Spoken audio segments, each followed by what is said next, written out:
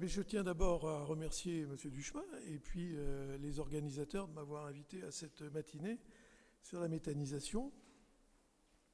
Alors, j'imagine que la plupart d'entre vous savez parfaitement ce que c'est qu'une méthanisation, mais j'ai quand même pensé que c'était bien de se remettre un petit peu dans le contexte avec un tout petit film. Alors, c'est une petite vidéo qui a été faite par un lycée agricole dans le cadre d'un concours organisé par le Crédit Mutuel et l'Académie d'agriculture de France, qui fait un concours tous les ans de vidéos. Et cette petite vidéo a gagné en 2016 le premier prix dans un thème qui était les énergies de nos territoires. Alors, ça va vous remettre un tout petit peu dans le milieu de la méthanisation, au risque peut-être de chavirer un peu votre estomac après le café, mais regardez.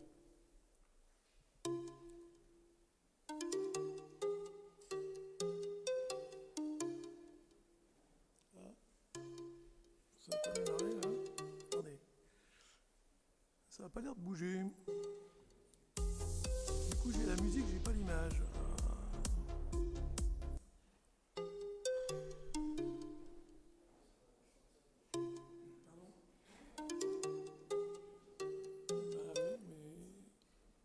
Tout à l'heure, on avait les deux, et là, j'ai plus rien. Là. On est toujours trahi par la technique, hein, je suis désolé, mais... Rien du tout, en plus. Et là, si on lance le film, appuyer là. Ouais, mais alors, attendez, je vais le mettre comme ça. Je suis pas sûr qu'avoir un diaporama. Ben si, normalement, si. Voilà. Voilà. Ça y est, ça marche. Excusez-moi.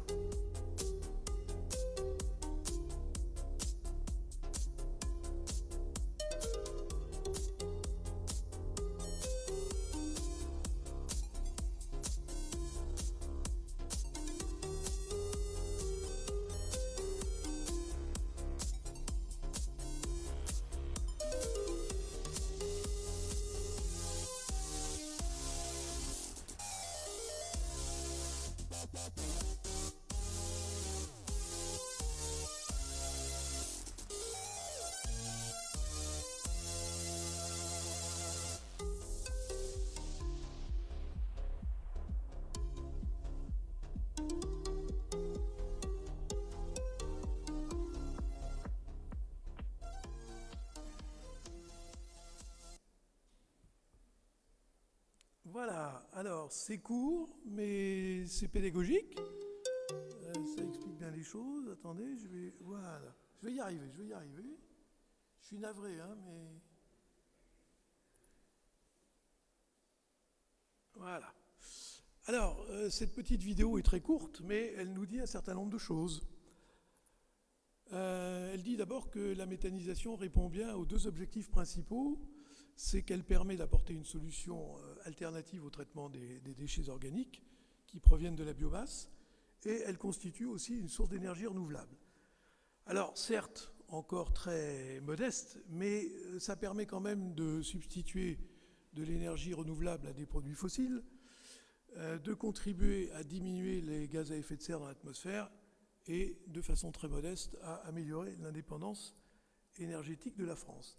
Alors, un petit chiffre, je ne vais pas vous abreuver de chiffres pendant cette intervention, mais pour vous dire simplement quand même que les énergies renouvelables aujourd'hui, en France, ça représente 24 millions de TEP, c'est-à-dire à peu près 10% de l'énergie primaire consommée par la France, et que là-dessus, la méthanisation représente 2,5%. Donc effectivement, on est sur des choses extrêmement modestes toujours.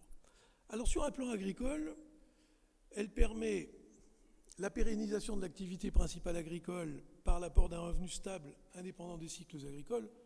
Ok, on en a discuté avec M. Dugripon. Tout ça si la méthanisation est rentable et bien gérée. c'est vrai qu'il faut faire attention. Une petite amélioration de la compétitivité de l'activité agricole parce que les agriculteurs peuvent faire des économies sur les intrants en faisant l'épandage de leur digestat. Ça peut améliorer un petit peu l'image du métier d'agriculteur. Dieu sait qu'ils en ont besoin. Agriculteur pollueur, vous connaissez bien la phrase classique. Je ne dis pas que ça solutionne tous les problèmes, parce qu'on verra qu'il y a aussi un problème sociétal derrière la méthanisation, mais ça peut quand même améliorer un petit peu les choses. Puis enfin, ça peut créer quelques emplois non délocalisables et participer à la dynamique des territoires. Alors, ce qui fait que la méthanisation est une des 3 voies de valorisation énergétique de la biomasse, avec la combustion, je sais qu'on en reparlera sans doute un peu tout à l'heure, et les biocarburants, et se positionne donc comme l'un des piliers de la bioéconomie. D'ailleurs, on sait que le ministre de l'Agriculture et le ministre de l'Environnement sont très attachés au développement de cette bioéconomie, et la méthanisation en fait largement partie. Alors un tout petit peu d'histoire rapidement pour rappeler que c'est en 1776 que le physicien italien Alessandro Volta a mis en évidence l'inflammation des gaz de marée et qu'il a par la suite isolé le gaz qui s'appellera un petit peu plus tard le méthane. Lavoisier s'en est aussi un petit peu mêlé, il a donné à ce gaz le nom de gaz hydrogénium carbonatum et il en a attribué la production à l'activité microbienne. Alors c'est en 1892 que le nom de méthane est définitivement entériné par un congrès international de nomenclature chimique de Genève et toute la série des alcanes qui étaient évidemment avec le méthane. Alors il y a une trace au début du XXe siècle d'une première installation produisant du méthane à Exeter dans le sud de la Grande-Bretagne qui a permis l'éclairage des rues de la ville.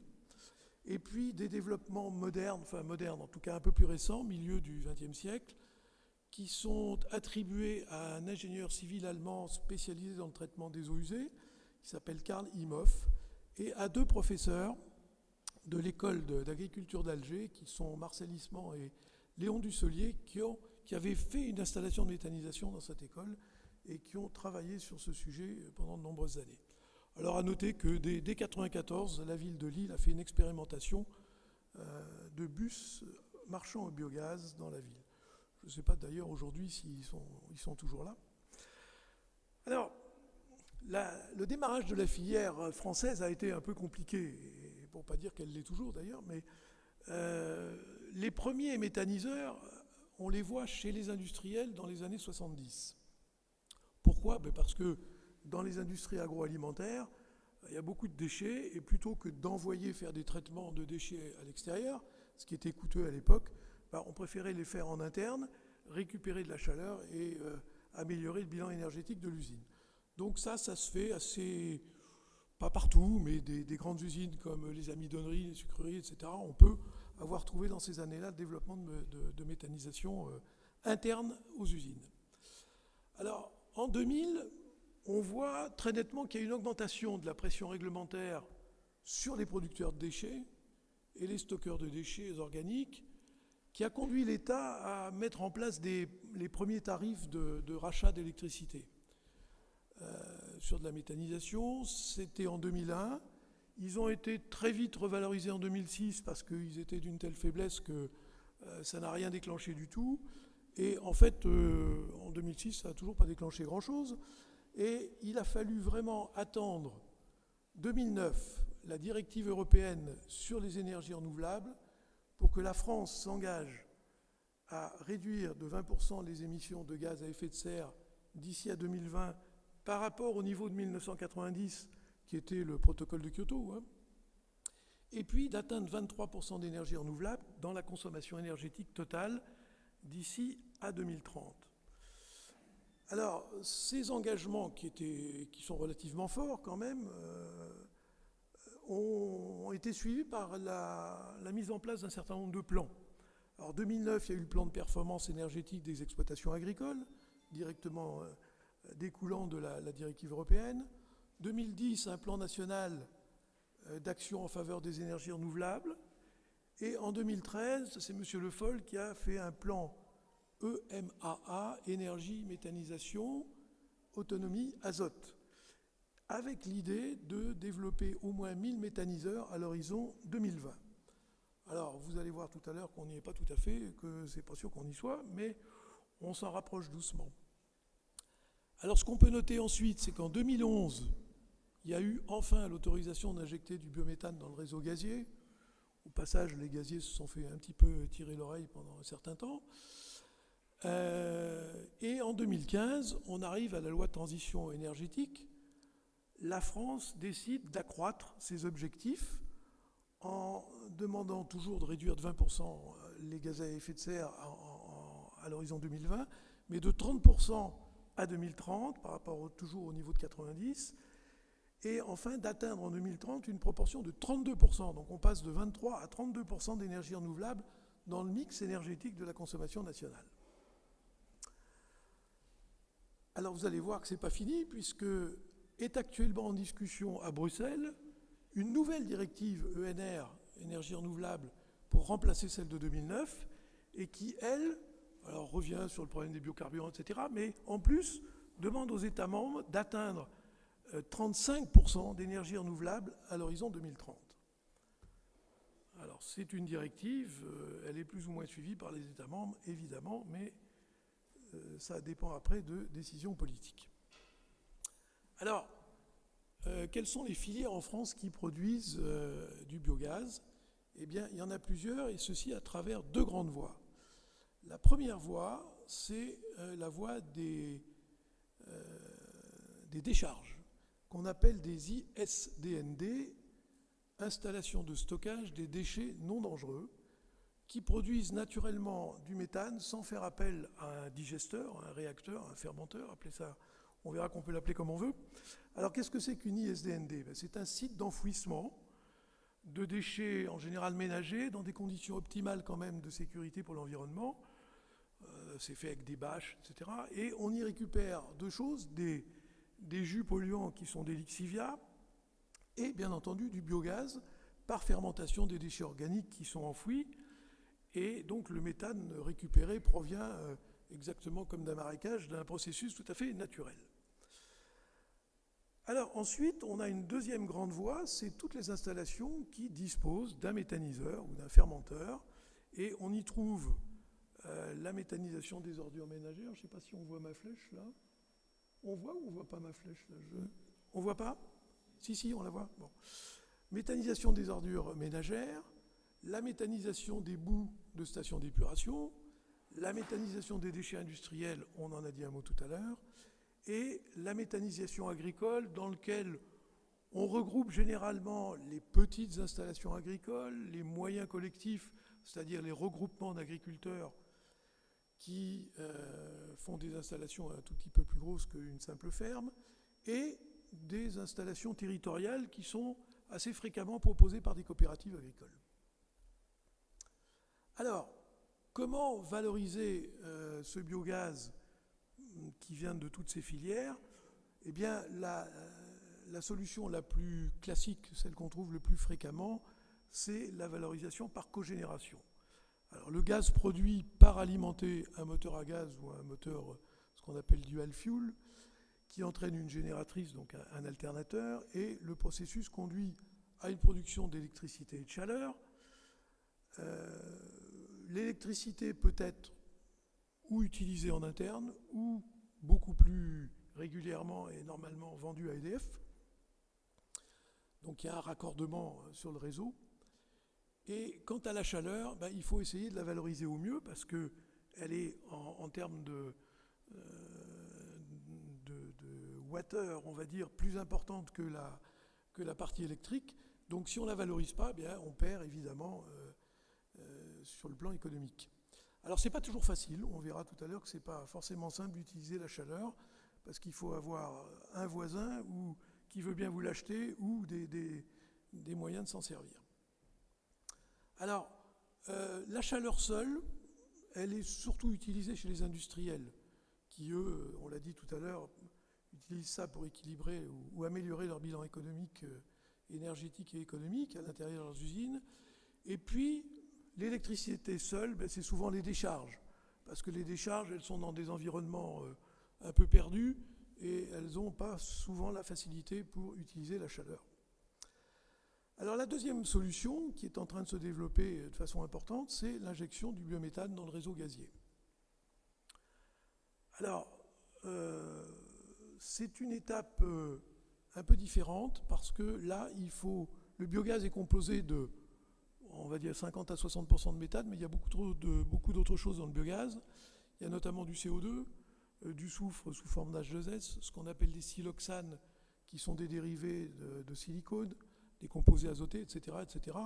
Et évidemment, il n'est pas question d'injecter ça dans un réseau gazier. Donc il y a toute une phase d'épuration par des traitements divers qui fait qu'on arrive à ce qu'on appelle un biométhane, qui fait en général 97 à 98% de pureté. Et là, c'est possible soit d'injecter dans le réseau, soit d'utiliser le biométhane comme biocarburant, ce qu'on appelle le gaz naturel pour véhicules. Alors il y a quand même deux façons d'injecter dans le réseau gazier. Soit on dispose d'un réseau de gazier de proximité qui est à faible pression, qui est en général autour de 3 bars. Mais le problème, c'est que dans ces petits réseaux, on ne peut pas stocker le gaz. Il faut qu'il y ait un consommateur de l'autre côté qui tire en même temps que vous vous injectiez, sinon ça ne fonctionne pas. Alors c'est un problème parce que en termes de saisonnalité, ça peut faire qu'il n'y a pas de tirage au bout, et donc on ne peut pas injecter. Ce qui fait qu'on va trouver de plus en plus des installations qui ont à la fois l'écogénération pour pallier la saisonnalité et qui font aussi de l'injection. La deuxième solution, qui est en développement mais pas encore très utilisée parce qu'elle est assez coûteuse, c'est de mettre du gaz dans des gros réseaux gaziers, des gros gazoducs, mais qui sont à forte pression, autour de au moins 40 bars. Mais le processus est plus complexe parce qu'évidemment, il faut recompresser le biométhane et ça demande des installations un petit peu plus coûteuses. Alors, malheureusement, enfin, il y a encore beaucoup d'installations, et notamment quelques ISDND, qui ne valorisent pas le gaz et qui font du torchage. Bon, simplement, on brûle le gaz pour éviter de le mettre à l'atmosphère. C'est pas terrible, mais enfin, ça évite de mettre des gaz à effet de serre dans l'atmosphère, compte tenu du pouvoir nuisible du méthane, qui est bien plus important que celui du CO2. Alors, si on jette un coup d'œil sur un petit schéma de principe d'une méthanisation à digesteur, alors, on a une grande gamelle qui est le cœur de tout, qui va recevoir d'un côté des substrats, donc des déchets venant de l'extérieur souvent, et qui va être l'objet d'une fermentation anaérobie, donc sans air, et qui va recracher deux choses en haut du gaz, qui va être récupéré pour être envoyé soit dans une cogénération qui fera de l'électricité et de la chaleur, soit après purification qui va aller dans les réseaux jusqu'à votre cuisinière. Et puis, au fond du bac, on va récupérer ce qu'on appelle le digestat, qui va être, dans certaines conditions et sous certaines conditions, possible d'épandre dans les champs et qui va servir d'amendement et d'engrais. Alors, il y a plusieurs types, je ne suis pas rentré dans le détail, des procédés de méthaniseurs. Sachez qu'il y a des voies sèches, des voies humides, des procédés continus, discontinus, procédés qu'on appelle mésophiles qui fonctionnent à 35 degrés, thermophiles qui sont un peu plus chauds à 55-60 degrés, et avec des temps de séjour qui s'étalent dans tous ces procédés d'une dizaine de jours à 3 semaines. Et sachez quand même que le plus utilisé, c'est la voie humide et le... Il y a un problème de... Oui, ouais. Il y a des... Qu'est-ce qu'il faudrait faire techniquement?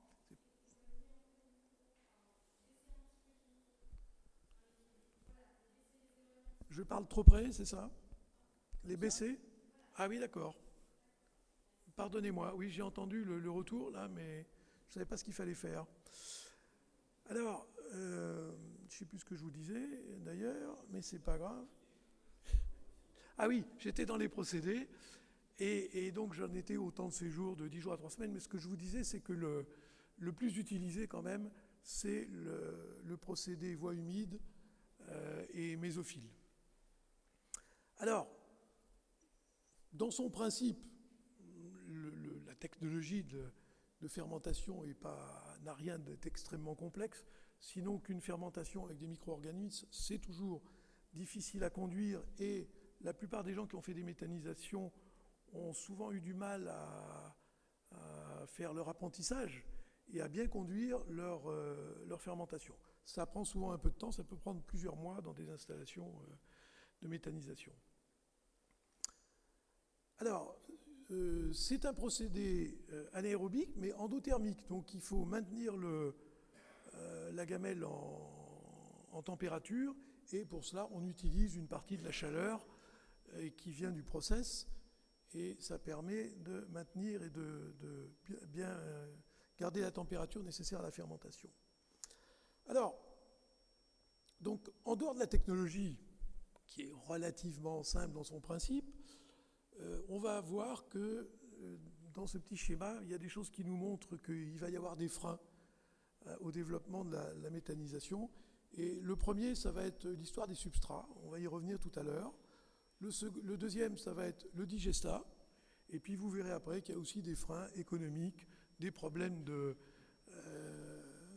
raccordement, soit au réseau, etc. Voilà. On va y revenir, mais les deux gros points, c'est quand même le substrat et le digestat. Alors, on va regarder maintenant un petit peu l'état des lieux des installations qui sont en fonctionnement en France. Et on va commencer par regarder l'évolution de la puissance installée des installations produisant de l'électricité. Alors, si vous regardez la courbe avec les petits triangles bleus, je ne sais pas si c'est bien, oui, c'est bien bleu. Des fois, il y a des changements de couleur. Alors, la courbe au triangle bleu, c'est la trajectoire qui a été prévue jusqu'en 2020 par le Plan national d'action en faveur des énergies renouvelables, qui découle directement de la directive Énergie 2009.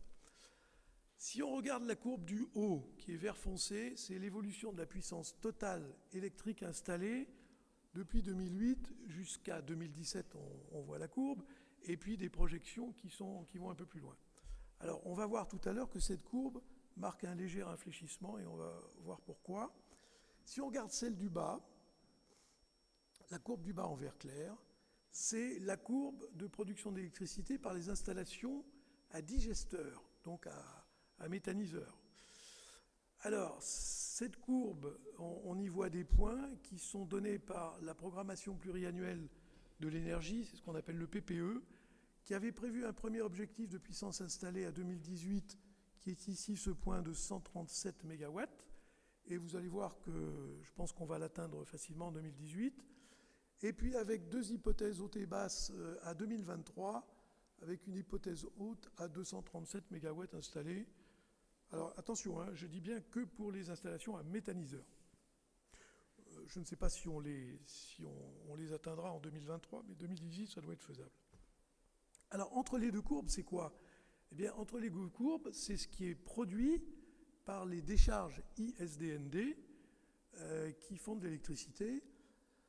Alors, il se trouve que ce parc d'ISDND poursuit un recul entamé depuis 1993 avec une diminution de plus de 50% du parc des décharges depuis 2000. C'est une baisse qui est liée à la fois à deux facteurs, une baisse globale de production de déchets, mais surtout à un report de certains flux vers d'autres voies de traitement du fait d'un tri préalable qui est plus efficace qu'il y a un certain nombre d'années. Alors on peut noter qu'il y a 19 installations de décharge qui ont été fermées avant 2013, mais qui continuent à produire du biogaz. En revanche, il faut aussi noter qu'en 2014, il y avait 76 installations de décharge qui ne valorisaient pas le biogaz. Donc il y a encore une source importante si ces décharges se mettent à se raccorder à une cogénération. Et aujourd'hui, le parc, il en reste 148 qui reçoivent encore des déchets. On va le voir dans les tableaux suivants. Je ne sais pas si on a... Oui, on arrive à lire, c'est bien. Alors, je ne veux pas vous abreuver de chiffres, encore une fois, mais c'est intéressant de regarder le point. Ça, c'est le point des installations au 30 septembre. Il se trouve que les chiffres du fin septembre sont parus hier. Je n'ai pas eu le temps de changer mes tableaux, mais ça n'a pas énormément changé, ça ne change pas la face du monde. Si vous regardez pour la partie production d'électricité, il y a un total de 531 installations. Je crois qu'on est presque à 550 à fin 2017. et pour une puissance installée totale de 412 MW, ou 425 maintenant. Alors, ce 412 MW, il faut essayer de le comparer. Pour 550 installations, c'est la moitié d'une puissance installée d'un réacteur nucléaire moyen français. Donc, on a une petite idée de ce que produit les méthanisations. Alors, ce qui est intéressant dans ce tableau, c'est quoi? C'est qu'on voit qu'il y a 356 installations à méthanisation avec un digesteur, mais qui n'ont que 32% de la puissance. Alors que les ISDND sont beaucoup moins nombreuses, mais elles représentent 63% de la puissance électrique installée. Et les ISDND ont une puissance moyenne installée de l'ordre de 1,8 MW, quand les méthaniseurs, eux, ont une puissance installée moyenne qui tourne autour de 0,4 MW. Donc ce n'est pas du tout du même style. Alors, quant au tableau du bas, ce sont la production de biométhane. Ah oui, j'ai oublié de vous dire quand même une chose.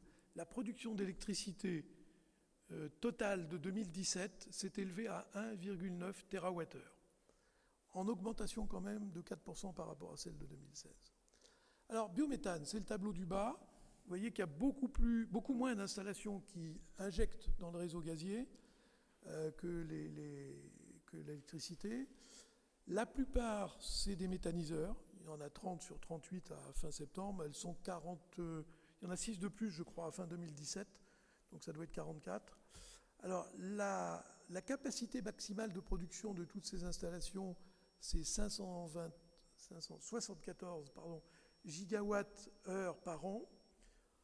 En fait, il n'en a été produit que 390 gigawatts-heure en 2017. C'est-à-dire que ça représente à peu près les 2/3 de la puissance installée totale de ces installations.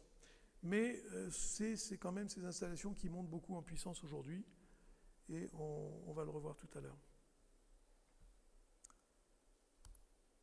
Alors, on arrive aux freins au développement, parce que effectivement, ce qu'il faut essayer d'expliquer, c'est pourquoi cette filière a du mal à décoller. Et je vous ai cité 2 choses tout à l'heure, c'est la ressource et le digestat. Alors la ressource, pourquoi? Déjà parce que il y a un peu plus de 10 ans, on peut dire que cette ressource était quasiment gratuite. Aujourd'hui, pour des problèmes concurrentiels, elle est de plus en plus payante, sauf évidemment pour la ressource purement agricole d'un méthaniseur agricole qui a son fumier ou son lisier et qui l'utilise sans le payer, bien entendu, mais ce n'est pas toujours le cas. Alors, la deuxième chose, c'est que les déchets ont un pouvoir méthanogène extrêmement varié, avec une très très forte hétérogénéité. Si vous regardez le petit tableau de droite, le lisier de porc, ça produit 12 mètres cubes de méthane par tonne de matière brute. Si vous regardez le résidu des céréales, ça peut produire jusqu'à 300 mètres cubes de méthane par tonne de matière brute. Donc vous voyez qu'il y a une fourchette de production méthanogène extrêmement variée, ce qui peut poser un problème, parce que une installation, je l'ai écrit un petit peu plus bas, une installation, ça a quand même besoin d'être alimenté de façon à peu près homogène pour qu'une fermentation marche de façon correcte. Alors, la nouveauté, c'est que depuis 2016, il y a eu un certain nombre de modifications de la réglementation. L'État a autorisé l'utilisation de ce qu'on appelle des cives. C'est des cultures intermédiaires à vocation énergétique. Alors, ce sont des cultures souvent d'hiver pour couvrir la terre et qu'on ramasse avant les semis de printemps. Ça peut être du colza, ça peut être du triticale, ça peut être d'une céréale, ça peut être, dans le midi de la France, ça pourrait être du sorgho, etc. Mais c'est vraiment à vocation énergétique. Et en plus, on a autorisé de mettre des cultures principales à condition que ça soit limité à 15% du tonnage brut des intrants par année civile. Alors, M. Dugripon vous expliquera tout à l'heure que l'Allemagne, elle a eu accès aux cultures principales de façon énorme, et donc elle a pu développer un nombre de méthanisations qui n'a rien à voir avec nous, puisqu'on n'est pas loin des 10 000 méthanisations en Allemagne. Mais c'est lui qui vous en parlera tout à l'heure. Alors, Certes, je vous le disais, on a besoin d'un approvisionnement homogène. Et du coup, la plupart des méthanisations, sauf les toutes petites méthanisations agricoles, pour avoir une entrée de digestat à peu près homogène, vont être obligés d'aller chercher de la ressource à l'extérieur, notamment dans les industries agroalimentaires, qu'elles vont souvent acheter, et avec des pouvoirs méthanogènes beaucoup plus forts. Et donc elles seront obligées de mélanger, on l'a vu dans le film d'ailleurs, hein. Vous avez vu tout à l'heure les déchets d'abattoir, la déchetterie et les déchets animaux qui étaient tous mélangés avant d'arriver dans le digesteur. Alors, en plus, il faudrait que la collecte, le mieux, c'est que se fasse dans une distance assez proche de l'unité, parce que à chaque fois que vous allez chercher des déchets trop loin, vous payez de la logistique, donc ça coûte cher et ça grève le budget de la méthanisation. Et puis enfin, il y a un risque qui n'est pas négligeable, et je sais qu'il y a quelqu'un dans la salle qui va bien comprendre de quoi je parle, de détournement de la ressource par des acteurs étrangers qui viennent acheter de la matière en France. Et ça s'est fait notamment par les Belges qui avaient des tarifs de rachat beaucoup plus élevés que les nôtres et qui venaient piquer de la ressource dans le nord de la France et qui ont mis en difficulté des unités de méthanisation. Et alors il y en a un nouveau détournement qui est plus récent, celui-là. J'ai lu un article récemment qui montre qu'il y aurait un détournement pour d'autres usages. Veolia vient de monter une unité de production de protéines à partir d'élevage d'insectes en utilisant les biodéchets pour faire des protéines à destination de l'alimentation animale. Donc vous voyez, il y a plein de difficultés et résoudre ces problèmes de ressources, c'est pas facile. Et quand on veut pérenniser sa ressource dans un méthaniseur, eh bien le mieux c'est d'essayer de passer des contrats avec les gens de l'extérieur sur une durée la plus longue possible. Si c'est 50 ans, mieux. Si c'est 10 ans, c'est encore mieux. Et d'essayer d'en fixer le prix pour ne pas avoir une déviation trop importante des prix d'achat des déchets dans la durée et gréver le problème de l'économie. Deuxième frein au développement que je vous ai cité tout à l'heure, c'est le digestat. Alors le digestat a aujourd'hui un statut de déchet, ce qui fait que ça n'a a priori aucune valeur marchande. La réglementation impose à une unité de méthanisation de réaliser un plan d'épandage pour le retour au sol du digestat et à respecter certaines règles, plan de fumure, cahier d'épandage, analyse de digestat, etc., sauf pour les petites installations qui ne traitent que leurs propres déchets, qui ont déjà un plan d'épandage et qui vont simplement remplacer leur fumier ou leur lisier par du digestat. Alors il faut savoir aussi que les conditions d'épandage sont beaucoup plus strictes en France qu'elles ne le sont en Allemagne, où les surfaces d'épandage sont beaucoup plus libres que chez nous.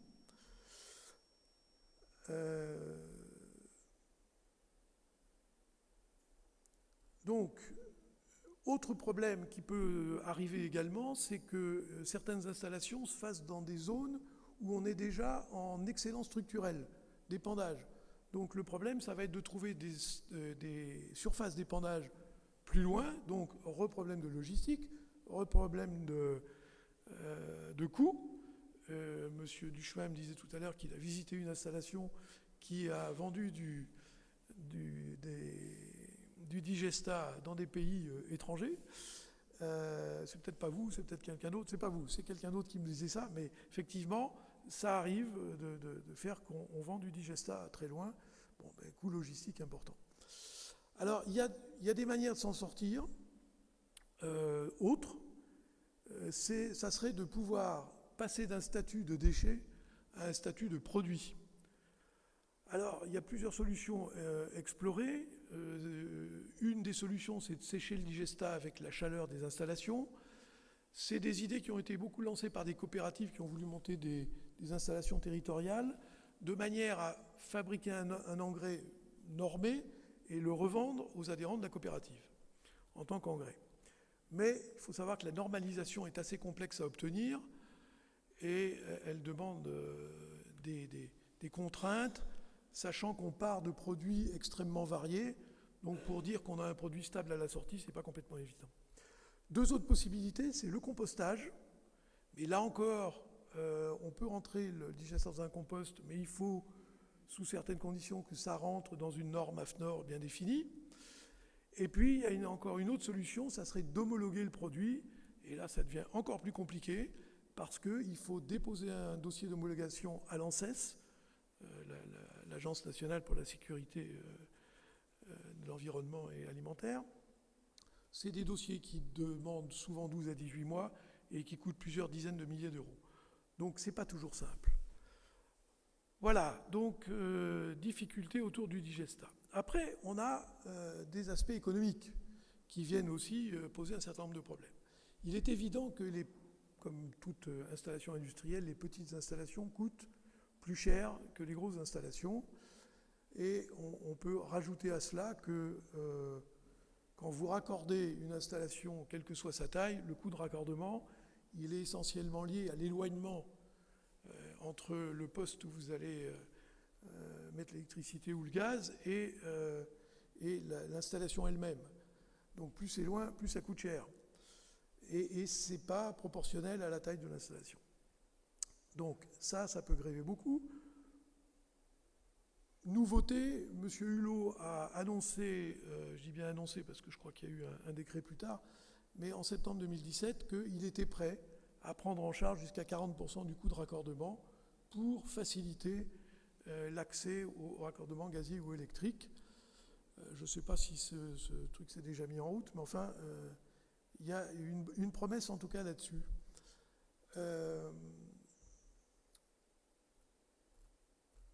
Sachez quand même que, en termes d'investissement, la fourchette d'investissement entre petites et grosses installations, alors on peut en discuter, mais en gros, c'est au moins du simple au double. Ça peut aller de 6 000 euros, ou un peu moins de 6 000 euros du kilowatt électrique installé, à plus de 13 000 euros du kilowatt installé pour des petites installations. Donc vous voyez une variété, une fourchette de coûts d'installation assez impressionnant. En plus, on peut avoir des coûts d'exploitation qui sont souvent sous-estimés. Pourquoi ?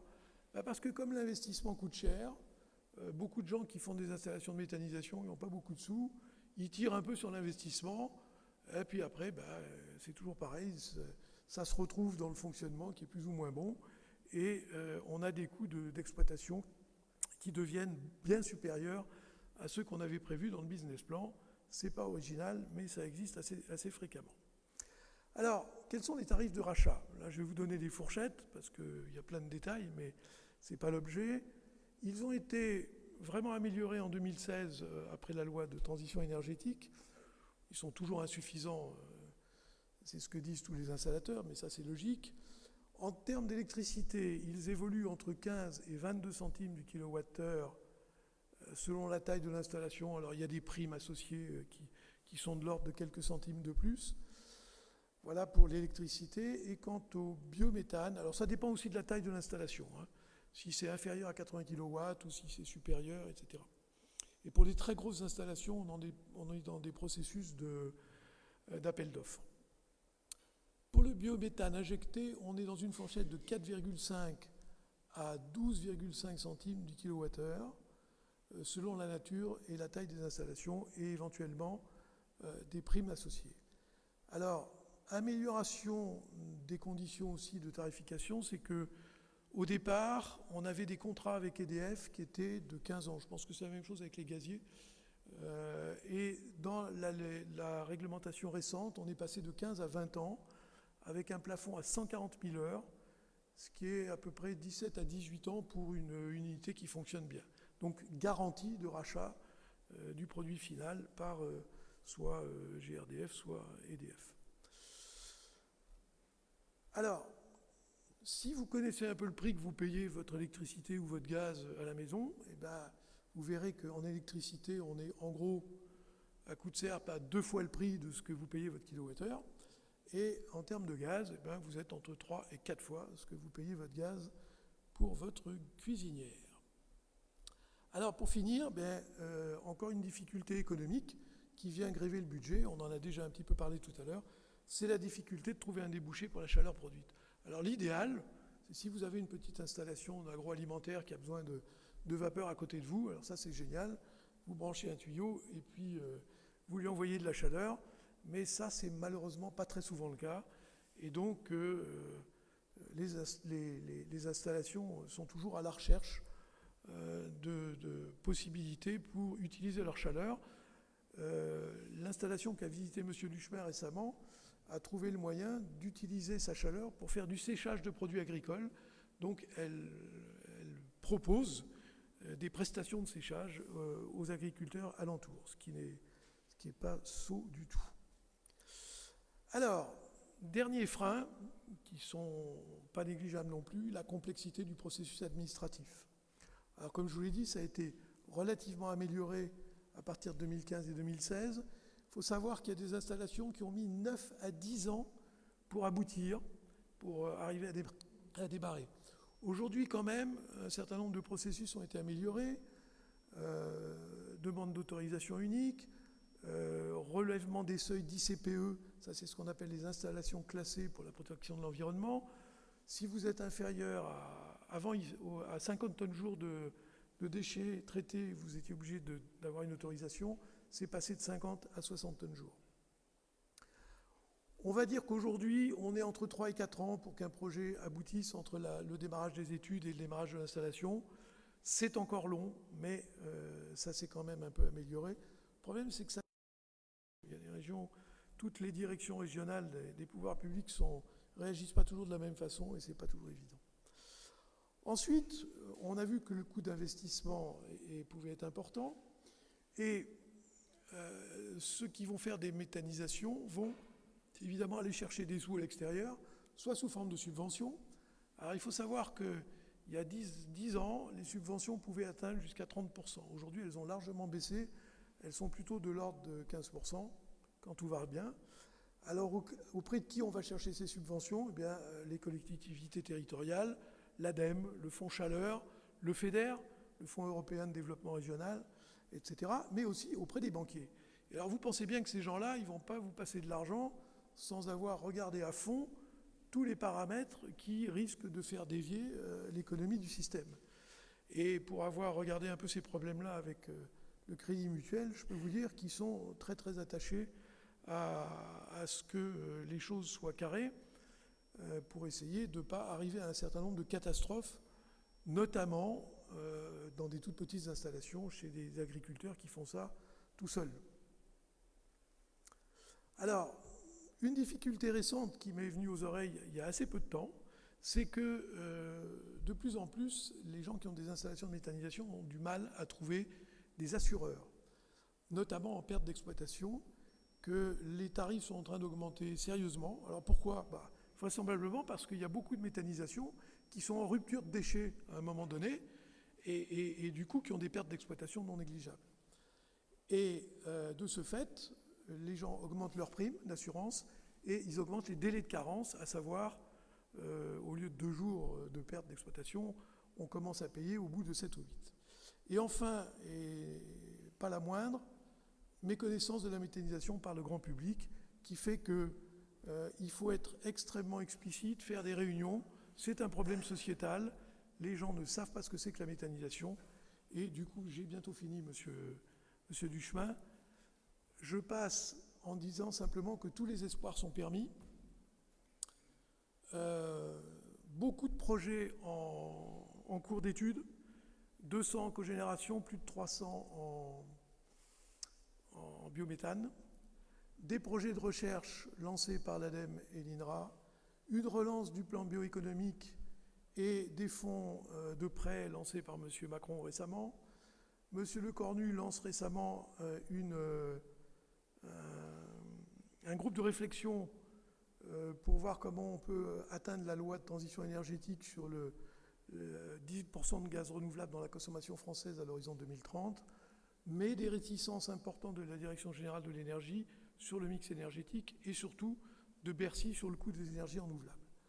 Signature d'accord entre la FNSEA, les chambres d'agriculture et GRDF, ou bien entre GRT Gaz et l'Association des agriculteurs méthaniseurs de France, mais quand même une prospective peut-être un peu ambitieuse dans une note de prospective de l'ADEME. Je ne vais pas la développer et je vais simplement finir pour vous montrer qu'il y a eu un scénario récemment GRDF, GRT, Médian, qui prévoit qu'on pourrait, en biométhane, injecter de l'ordre de 48 TWh à l'horizon 2050. C'est quand même 100 fois ce qu'on a injecté cette année. Voilà. Je vous remercie de votre attention et je vous m'excuse d'avoir été un peu long. Monsieur Marchand, ce que je propose, c'est que Monsieur Dugriffon fasse sa présentation et qu'on regroupe après l'ensemble des questions. Merci Monsieur Vous Duchemin. voulez d'abord la présentation ou le film? On va commencer par un film. Donc merci Monsieur Marchand pour Je vous laisse Absolument, je prends pour ce panorama de la situation en France. Je vous propose de commencer par un film qui a été réalisé par la Fondation Al Gore, qui cherche à illustrer des initiatives favorables à l'économie de gaz à effet de serre et qui donc a mis en lumière ce que la société Valbio a fait avec l'Union des producteurs de Beaufort pour aller d'une part valoriser, extraire les protéines comme l'évoquait monsieur Marchand là, donc pas avec des insectes mais avec le petit lait qui est le résidu de la production du fromage de Beaufort, donc extraire les protéines et valoriser ensuite le jus résiduel pour produire de l'énergie. Alors, je suis désolé, comme c'est la Fondation Al Gore qui a fait ce petit film, il y a de l'anglais et du français qui se mélangent.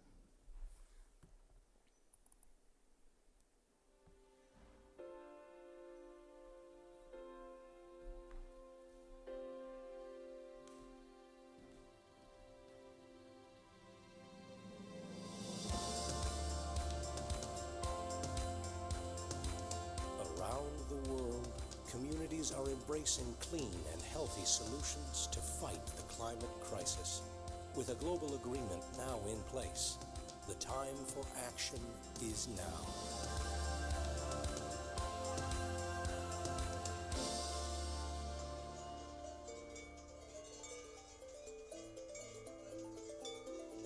Je suis monté avec mon père la première année, les montagnes retirées. L'asfilage, en fait, c'est l'endroit où on démarre les alpages. Puis ensuite, progressivement, on va suivre la progression et la pousse de l'herbe.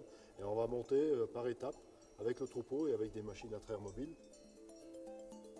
On est un peu des nomades de la montagne française. Et puis vraiment, ce qui fait l'âme du Beaufort, c'est-à-dire les alpages. On peut avoir des sautes de météo plus brusques qu'avant. Végétation, ce qu'on avait ici en fond d'alpage à 1600 mètres, on retrouve les mêmes plantes à 1800, qui n'existaient pas avant. Oui, il y a un changement climatique.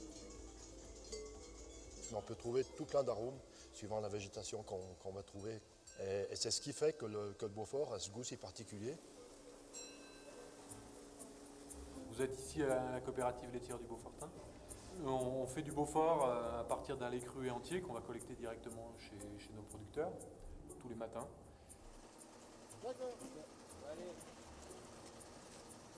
Il faut 400 litres de lait pour faire une meule de 40 kg.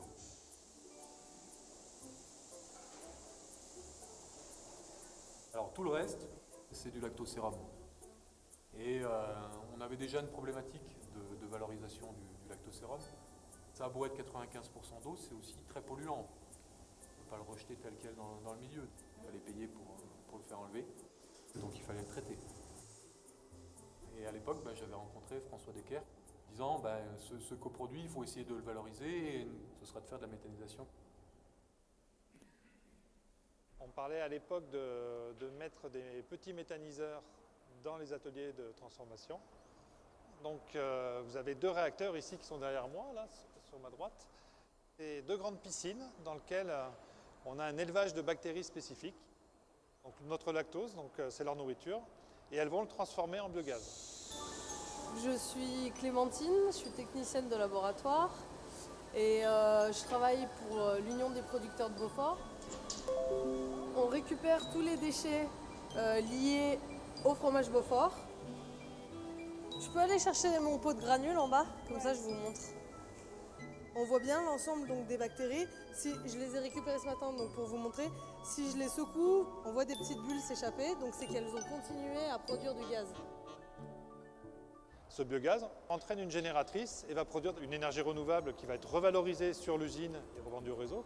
Ça représente en termes d'électricité à peu près la production d'une ville de 1500 habitants. Ce qui est unique au niveau de cette usine, c'est qu'en termes d'énergie, on est indépendante énergétiquement. Pour qu'il y ait des agriculteurs qui continuent à s'installer, pour qu'il y ait un milieu rural qui continue à vivre, il faut des projets comme celui-ci. C'est une vraie satisfaction, c'est une vraie fierté de se dire que plutôt que d'être traités de pollueurs, on est des gens qui sont éco-responsables.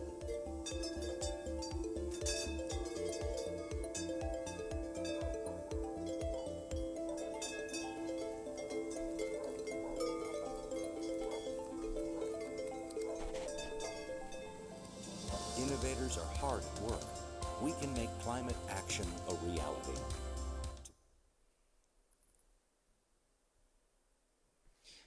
Voilà, donc vous voyez ce film qui repositionne en fait la méthanisation et la production de biogaz dans un contexte plus large, et c'est finalement tout le sujet pour lever les freins qui ont été identifiés par la filière en général et explicités par M. Marchand, que de pouvoir créer et agréger des valeurs complémentaires à celles de la production d'énergie. Donc mon message en fait va viser à prendre un peu de recul et voir aussi ce que font nos voisins européens par rapport au biogaz, et ensuite identifier donc des recommandations pour rendre cette technologie rentable.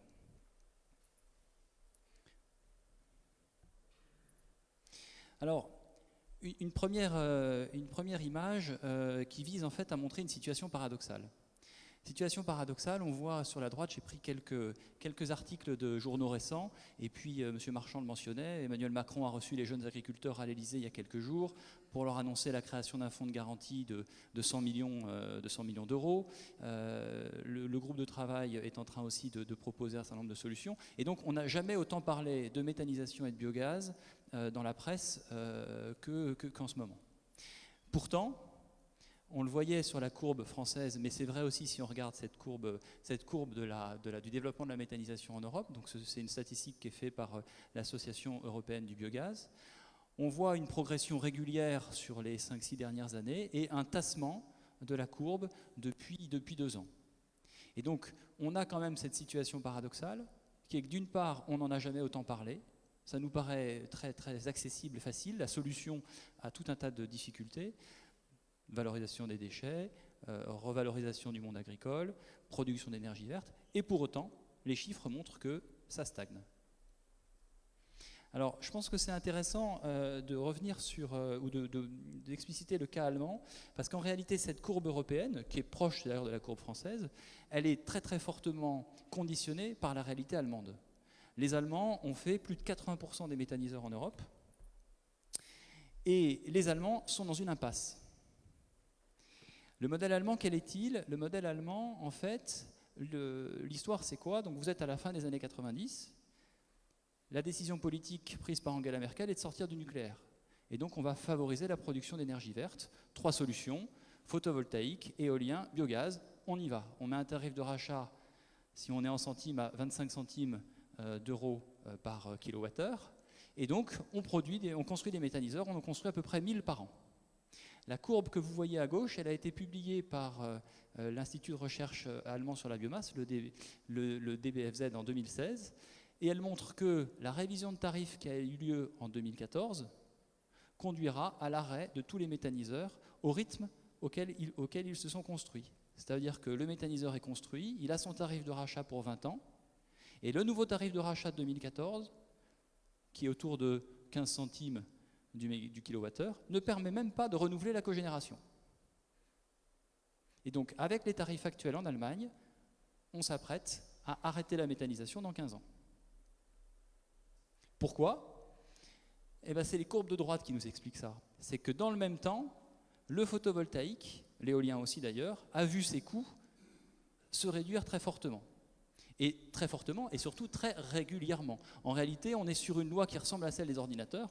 On n'est pas très bien capable de l'expliquer, mais tous les 5 ans, on divise par 2 le coût de production photovoltaïque. Donc les Allemands, quand ils ont lancé leur politique d'énergie verte à la fin des années 90, on produisait l'électron vert, il était à peu près à 60 centimes du kilowattheure, il est aujourd'hui à 6. Le biogaz, il est toujours entre 15 et 20.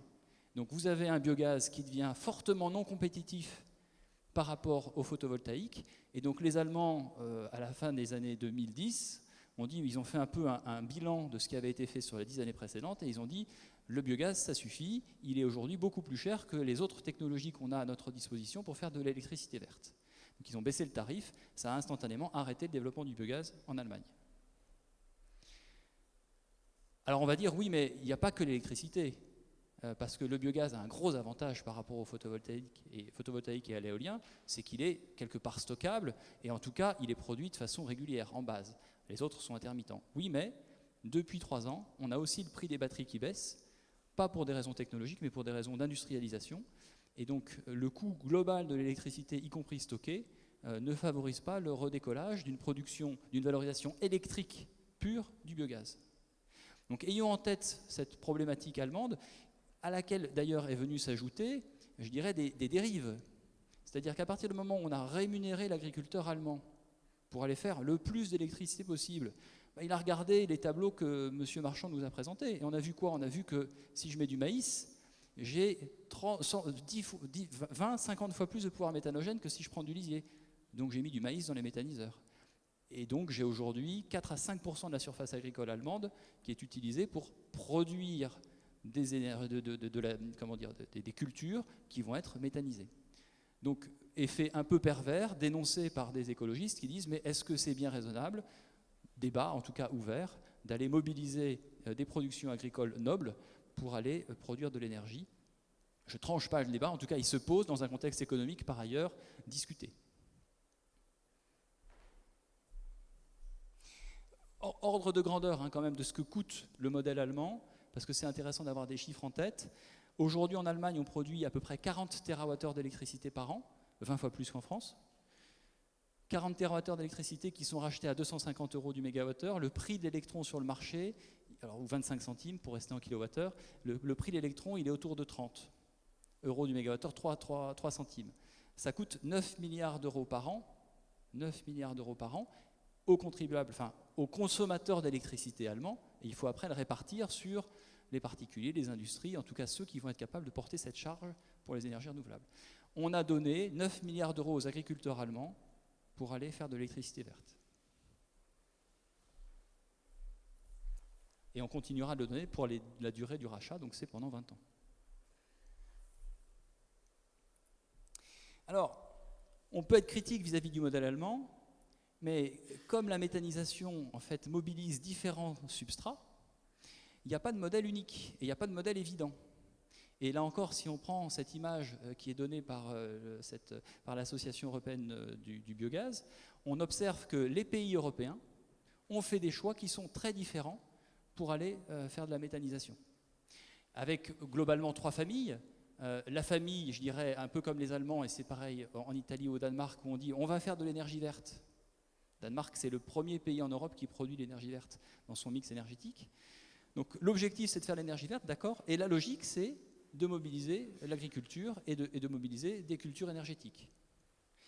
Deuxième option, c'est de dire, ben non, moi j'ai un problème de déchets, je veux optimiser la valorisation de mes déchets, et je vais donc commencer par aller récupérer le biogaz qui est produit naturellement par les décharges ou par les stations d'épuration.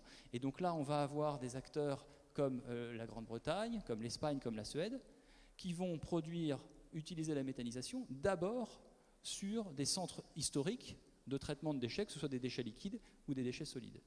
Et puis, dernière option, les premiers de la classe, les Suisses, les Français, les Pays-Bas, alors eux, ils sont plus intelligents, ils disent non, nous, on va aller séparer les biodéchets à la source et on va aller les méthaniser spécialement pour ne pas les mélanger avec les autres déchets et avoir des meilleurs rendements de biogaz. C'est tout à fait pertinent du point de vue universitaire, technologique, mais c'est beaucoup plus compliqué à faire et ça pose des problèmes de logistique.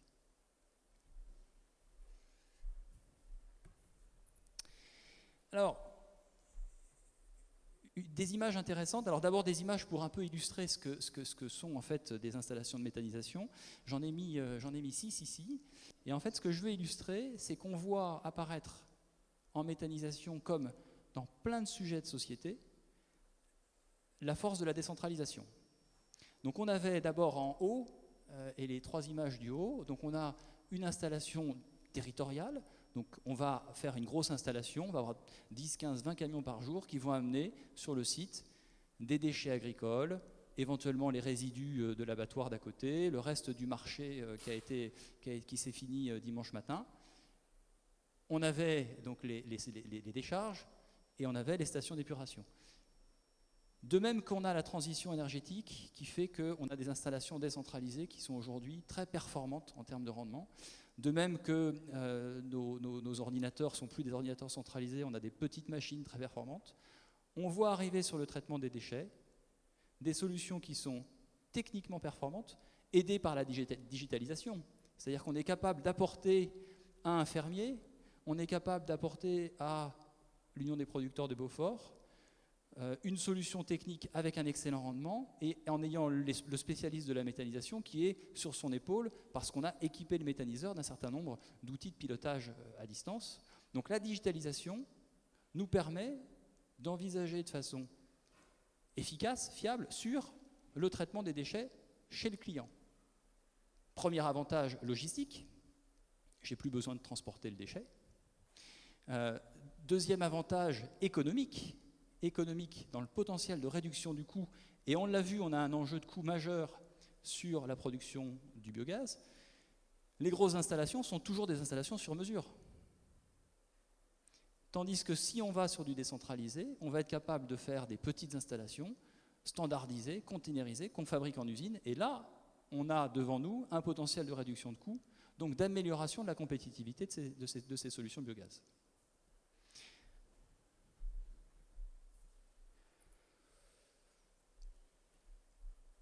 Donc des espoirs sont permis parce que sur la dimension coût, effectivement, contrairement à ce qu'on pourrait avoir en tête, ce n'est pas en augmentant l'échelle qu'on va atteindre des réductions de coûts, mais c'est en réduisant l'échelle. L'augmentation d'échelle aura des coûts logistiques plus importants, il faudra faire venir les intrants de plus loin et gérer les DSA plus loin. Donc un sujet sur les coûts, et le sujet ici, c'est le sujet sur le revenu. L'équation de la méthanisation sera résolue par le fait d'être capable d'agréger autour de la valorisation éventuellement électrique ou gazière du biogaz d'autres valeurs. Alors j'en ai pris ici plusieurs. La première en bas à droite, c'est de se souvenir qu'on est en train de traiter un déchet. Et donc évidemment, s'il faut aller acheter mes intrants, on a tout faux. On a tout faux. Commençons par nous attaquer aux déchets qui posent un problème sanitaire et pour lesquels la méthanisation apporte une solution. Donc parmi les lisiers, si je prends du lisier de canard, lui me pose un problème parce que le lisier de canard, si je l'épand directement, j'ai un risque de propagation de la grippe aviaire. Inversement, si je le passe dans le méthaniseur, moyennant quelques conditions de chauffage, je vais tuer les pathogènes et je pourrais ensuite épandre ce lisier sans risque, tout en gardant ses vertus agronomiques. Donc n'oublions pas d'abord qu'on est en train de traiter des déchets et visons premièrement à aller capter la valeur de traitement de ce déchet. Deuxième sujet, on l'évoque avec ce film, c'est de récupérer des protéines. En fait, quand on va méthaniser un déchet organique, ce qu'on va aller transformer, ce sont les sucres.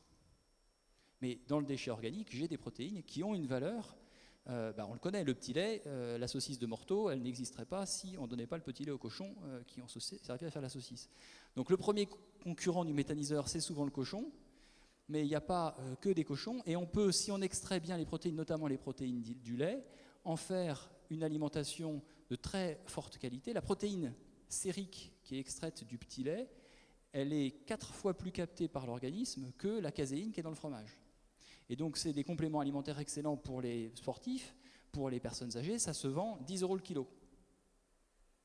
Donc là, il y a un revenu tout à fait important qu'on peut apporter en complément et qui n'était pas accessible à l'Union des producteurs de Beaufort avant. Le petit lait partait à la tour de séchage chez Lactalis Eurosérum et on ne savait pas ce que la poudre devenait. Là, on donne la possibilité au producteur de fromage qui a son déchet de capter la valeur qu'il a dans son déchet.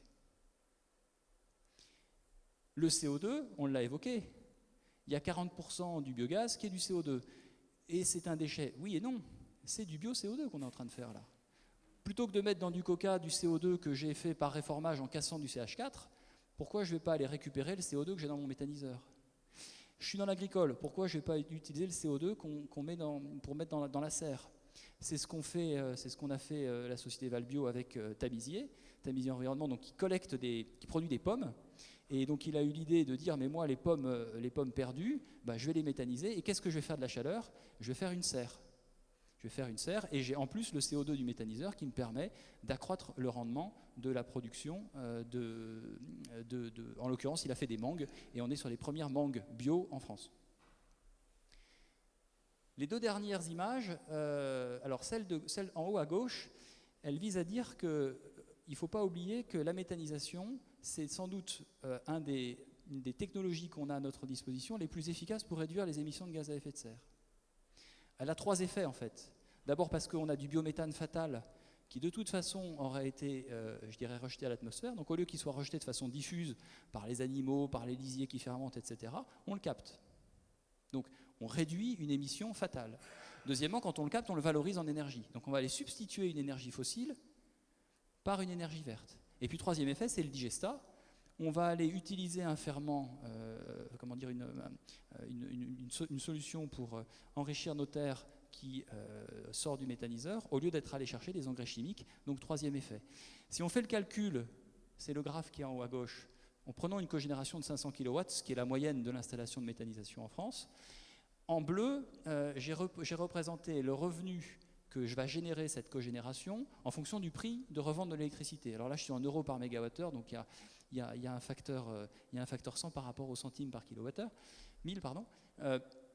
Donc on est sur un prix de rachat aujourd'hui qui est au-delà de 100, on va générer 400 kilo par an, très bien. Le prix de rachat de l'électricité, dans le dernier appel d'offres photovoltaïque éolien, il est autour de 70. Donc ne rêvons pas, nous n'allons pas avoir des tarifs de rachat du biogaz durablement 2 fois ou 3 fois supérieurs à ceux des autres énergies renouvelables. Donc mettons-nous à un prix qui est autour de 60-70, ce qui est ce qu'on constate aujourd'hui pour les autres ENR, eh bien il se trouve que ce prix-là, c'est le même revenu qu'on aurait, c'est la courbe rouge, si on valorisait l'économie de gaz à effet de serre qui est générée par le méthaniseur. Donc avant, le petit lait partait, il faisait 200 km en camion pour aller à la tour de séchage. La tour de séchage consommait du gaz naturel, ça transformait ça en poudre. Là aujourd'hui, je filtre mon sérum, je méthanise le jus sur place, j'ai une économie de gaz à effet de serre. Si je la valorise 45 € la tonne, c'est le prix de la taxe carbone aujourd'hui. Je ne suis pas en train de prendre un chiffre complètement délirant. Eh ben, j'ai le même revenu que si je vends mon électricité. Ça veut dire que si demain j'ai un mécanisme qui dit, au lieu de vous rémunérer parce que vous avez produit de l'électricité, je vous rémunère parce que vous avez fait des économies de CO2, je génère le même revenu pour l'acteur qui a le méthaniseur. Et donc je pense qu'il faut aussi réfléchir aux mécanismes et aux incitations, au contexte concret pour rémunérer des externalités et la finalité qui est peut-être pas d'abord de faire de l'énergie verte, mais qui est peut-être d'abord de réduire notre impact climatique. Et puis dernier sujet, c'est que dans une perspective où le prix de l'électron baisse de plus en plus, parce que le photovoltaïque, l'éolien sont de plus en plus économiquement performants, ce qui va avoir de la valeur, c'est la flexibilité. C'est l'heure à laquelle l'électron est disponible. Or, le méthaniseur, on peut le réfléchir, on peut l'utiliser en se comportant comme une batterie, puisque, comme le disait M. Marchand, il consomme lui-même de l'énergie. Donc au lieu qu'il consomme son énergie un peu n'importe quand, on peut lui faire consommer l'énergie à un moment où elle est abondante sur le marché, par exemple dans la journée. Tiens, bonne nouvelle, mes pompes, mes broyeurs vont marcher dans la journée. Et mon méthaniseur, du coup, je vais pouvoir l'utiliser comme une batterie verte qui va redonner la nuit plus d'énergie qu'il en consomme. Et ça a de la valeur. Alors ça a de la valeur dans l'absolu. En France, pas trop, parce qu'on a 80% d'électricité nucléaire, donc on n'a pas besoin de beaucoup de flexibilité. Mais si on sort un peu de France, la flexibilité que les méthaniseurs sont capables de donner a beaucoup de valeur. C'est un sujet qu'on travaille, Valbio, aujourd'hui en partenariat avec Engie, pour intégrer un méthaniseur avec un parc dans lequel il y a du photovoltaïque, de l'éolien, et utiliser le méthaniseur comme une batterie.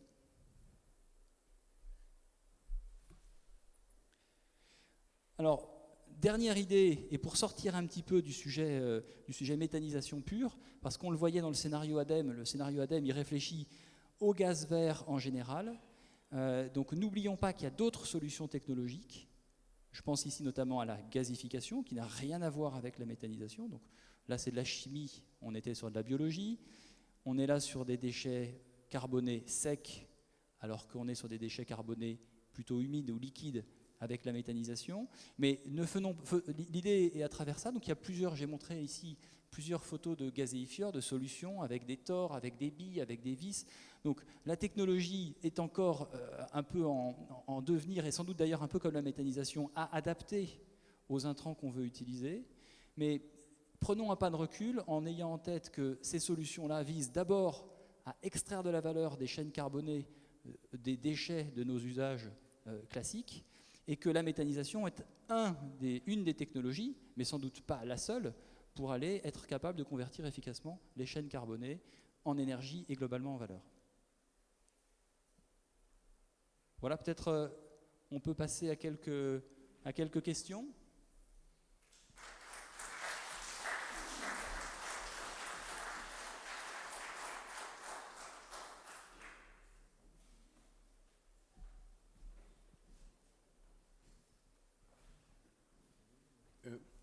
Merci pour ces deux exposés. J'ai une question d'une grande naïveté.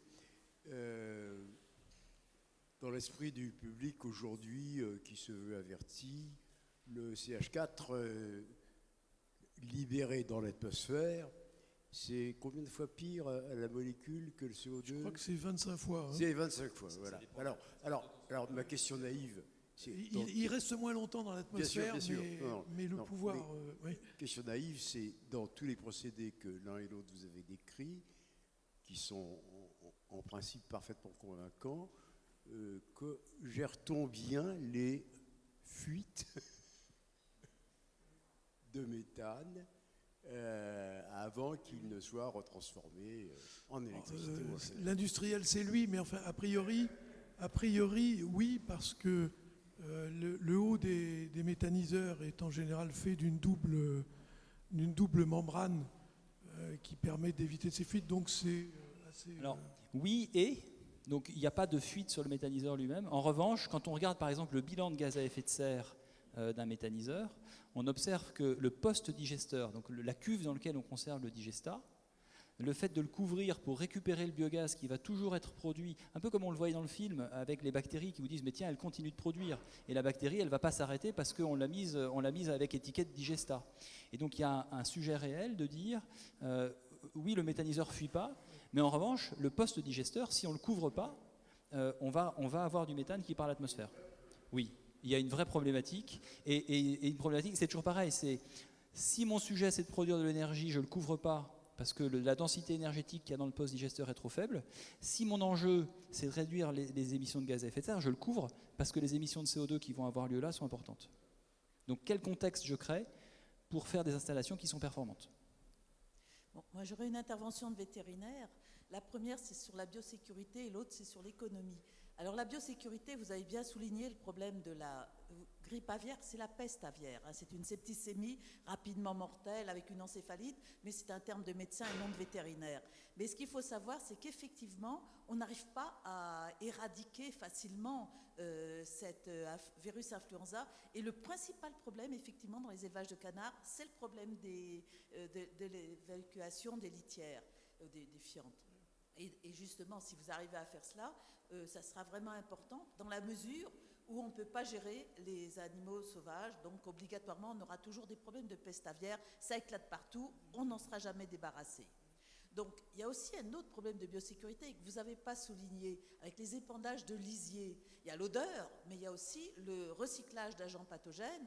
Et en bovin, on a la paratuberculose. Ça résiste plus d'1 an dans un lisier à l'extérieur. Donc, et la paratuberculose, c'est le principal problème dans les élevages maintenant bovins.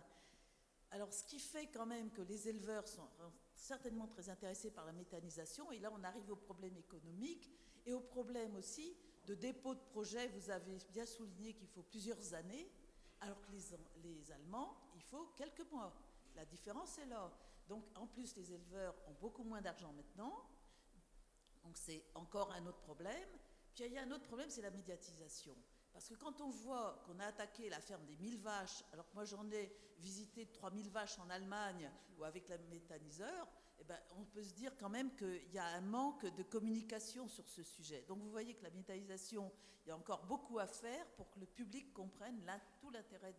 Et économiquement, je suis professeur dans une école vétérinaire et je faisais de la clinique ambulante dans les Ardennes, eh bien, les éleveurs, ils louaient leur terrain pour mettre une éolienne, ça leur apportait pas mal d'argent et ils n'avaient rien à faire.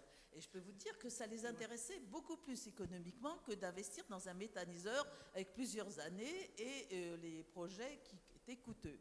Voilà. Oui, c'est tout à fait juste. Alors, vous avez vu qu'on a parlé d'hygiénisation du digestat tout à l'heure, hein, donc on peut quand même passer le digestat en température pour... D'ailleurs, il y a des normes, enfin, il y a des normes. C'est pas des normes, c'est plus compliqué que ça, mais enfin, on ne peut pas épandre n'importe quoi, surtout par exemple les bouts de steppe où on va récupérer des métaux lourds ou des choses comme ça. Donc, et pour les problèmes pathogènes, on peut hygiéniser le digestat avant de l'épandre. Et tout ça est contrôlé par les premiers d'épandages qui sont en Allemagne. J'ai vu que pour la même, pour une puissance de méthanisation qui est 2 fois plus qu'une ferme française, on peut épandre sur à peu près 2,5 fois moins de terre qu'on peut le faire en France. Donc c'est, en revanche, les Allemands ont gagné beaucoup d'argent, hein. Moi, j'ai visité des fermes avec des méthanisations en Allemagne. Eh bien, ils gagnaient beaucoup plus d'argent avec la méthanisation qu'avec leurs vaches. Oui, bien sûr. Oui. Peut-être deux commentaires avant de prendre la prochaine question. Sur les odeurs, donc, le méthaniseur, quand il ne fonctionne pas, sent mauvais, mais un méthaniseur qui fonctionne sent pas grand-chose. Et pour le coup, le digestat ne sent plus. C'est-à-dire que ce qui est olfactif dans le lisier, c'est justement toutes les matières soufrées qui sont sous forme organique, mais une fois qu'elles sont passées dans le digesteur, elles sont sous forme minérale et elles n'ont plus d'odeur. Donc pour le coup, on a un bénéfice à méthaniser les lisiers. Et autre élément que je mentionne, donc, qui est pas tout à fait lié au sujet vétérinaire, mais qui serait lié à la qualité de l'eau, c'est que quand on a passé les matières organiques dans le digesteur, on va avoir de fait concentré les nitrates. Alors on ne les a pas supprimés, mais on les a concentrés. Et donc si on a des enjeux nitrates, ce qui est le cas dans certaines régions, la méthanisation nous permet d'éviter d'aller réépandre ces nitrates en les précipitant, en les captant une fois qu'ils sont dans le méthaniseur, ce qui n'est pas le cas quand ils sont diffus. Donc là aussi, il y a des bénéfices environnementaux qu'on ne va pas chercher aujourd'hui parce qu'on n'y met pas de valeur. Ma question va être plus courte puisque ça rejoint un peu la question précédente. Ma question est la suivante. Soit j'ai bien compris, parce que je suis béotien sur le sujet, mais tout ce qui sort d'une façon ou d'une autre de méthanisation est stérile, pour dire les choses très clairement. Et à ce moment-là, c'est quand même un argument très fort. Soit ça n'est pas le cas, et je pense en particulier à des micro-organismes comme des prions responsables de la maladie de la vache folle, par exemple. Attendez, il n'y en a plus. J'entends bien qu'il n'y en a plus. Il y a quand même un prion qui est responsable d'un certain nombre de pathologies. Et donc, ma question est, voilà, comment on contrôle la pureté bactériologique de tous les produits qui sortent, qui sont destinés à une consommation ou à une injection de produits. Ça me paraît un problème majeur que vous devriez peut-être, c'est pas à moi de donner des conseils, mais peut-être explorer de façon à assurer une garantie sanitaire à la population. Je pense en particulier sur les protéines. Alors, vous avez raison. Le meilleur moyen de contrôler ce qui sort, c'est d'avoir contrôlé ce qui rentre. Donc, si on est sûr de rentrer des choses qui ne sont pas toxiques, en principe, ça devrait sortir correctement. Je vais vous donner un exemple. Dans le métier des semences, on fait de l'enrobage de semences. On en faisait parce que ça devient de plus en plus compliqué. Mais malheureusement, il y a des lots de semences qui ne sont pas vendus parce que certaines variétés partent moins facilement que d'autres. Et on se retrouve avec des lots de semences au bout de 3 ou 4 ans qui n'ont plus de pouvoir de germination correct et qu'on ne peut plus vendre. Alors on s'est dit, comme ça, un pouvoir méthanogène formidable, on va mettre tout ça dans la gamelle, ça va être formidable. Oui, sauf que le truc qui enrobe la semence, c'est en général un pesticide chimique dont on ne sait pas très bien le devenir dans le méthaniseur. Donc il y a eu des tests de fait, dont je n'ai pas le résultat d'ailleurs, je ne peux pas vous dire, mais je sais qu'ils ont fait des tests. Alors, c'est vrai que la seule solution aujourd'hui, pour être sûr de ce qui sort, c'est de contrôler ce qui rentre. Peut-être que M. Eric un complément d'information. Oui, d'abord merci pour vos exposés. Donc Éric Delacour, Fertigaz. Donc nous, on a effectivement une expérience en méthanisation. On exploite plusieurs méthaniseurs. Et en fait, par rapport à ces questions sur la traçabilité, on peut appeler ça comme ça, d'abord ce que je voudrais dire, c'est tout à fait juste qu'il faut bien veiller au contrôle des intrants, mais en plus on a quand même des obligations d'analyse. Et sur les digestats, et on est obligé d'analyser les teneurs en métaux lourds, les teneurs en HAP, PCB, et aussi les qualités sanitaires en termes de salmonelle, etc., de pathogènes. Donc voilà, donc il y a quand même une traçabilité qui est assurée. Bon, je profite que Daniel Éric m'ait donné le micro pour juste faire un petit commentaire. Je dirais qu'aujourd'hui, effectivement, d'une part, les gaziers voient la nécessité très forte, et c'est nouveau, de verdir leur réseau, pour plusieurs raisons, parce que je dirais que sinon leur avenir n'est pas forcément assuré. Il faut substituer du gaz vert au gaz fossile, que le gaz va jouer certainement un rôle important dans ce qu'on peut appeler la transition sur la mobilité, puisqu'aujourd'hui, vous le savez, par exemple, Paris va très rapidement interdire le diesel. Donc c'est vrai que pour tout ce qui est flotte captive, les camions, les bus, etc., le GNV peut jouer un rôle important et beaucoup moins émetteur de CO2 que d'autres carburants. Et je voudrais aussi revenir sur un point, la biomasse, c'est quand même globalement l'agriculture qui la produit. Et aujourd'hui, je dirais qu'il y a... vous avez parlé des cives, et les cives sont amenées à jouer, à mon avis, un rôle important sur la méthanisation, parce qu'il ne faut pas oublier que les cives, elles jouent aussi un rôle environnemental important, puisque c'est en fait ce qui se substitue entre guillemets au piège au SIPAN. Donc SIPAN, ça veut dire culture intermédiaire piège à nitrate. Donc c'était pour assurer la couverture des sols et faire en sorte que les nitrates ne se retrouvent pas dans les eaux, dans les nappes phréatiques. Donc aujourd'hui, les SIPAN jouent un rôle important sur le captage de l'azote par la plante.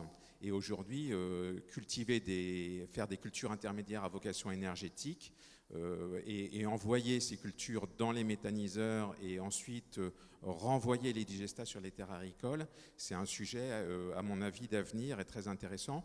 Je voudrais citer pour mémoire l'exemple de l'Italie, dans la plaine du Pô, où effectivement il y a beaucoup de méthaniseurs qui se sont lancés sur ces sujets-là et qui font 3 récoltes tous les 2 ans, avec donc des cultures intermédiaires, qui voient d'une part que les productions de leur culture principale ne se sont pas détériorées, ce qui aurait été grave parce que les terres, elles sont quand même là pour produire de l'alimentation humaine en grande partie.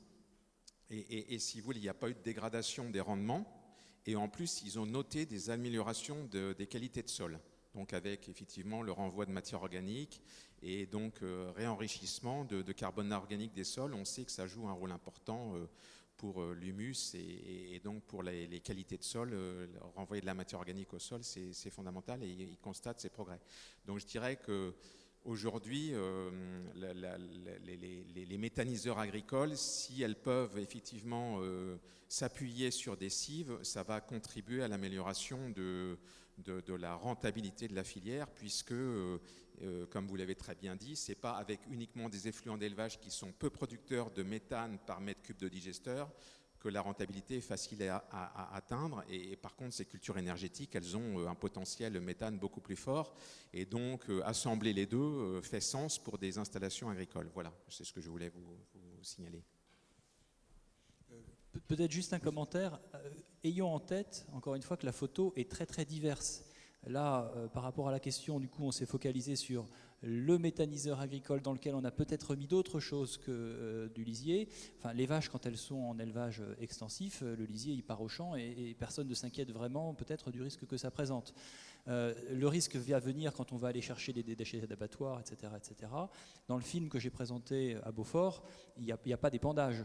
On a derrière une petite station d'épuration très performante qui va aller finir la dégradation de la matière organique qui reste et qui rejette à la rivière avec avec pas de risque.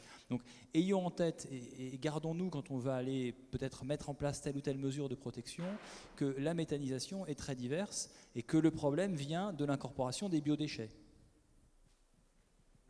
Vous avez dit que les Allemands dépensent 9 milliards de subventions. Vous auriez pu dire que les Français dépensent plus de 10 milliards en contribution au service public de l'électricité, qui est passé de 3 € par mégawatt à plus de 20 maintenant, c'est-à-dire environ 150 € par tête de pipe en France et par an. Alors ma question c'est, on vient d'annoncer, je crois, une baisse drastique du prix de rachat de l'éolien par les Français, par le gouvernement. Est-ce que vous en avez tenu compte dans votre modèle économique ?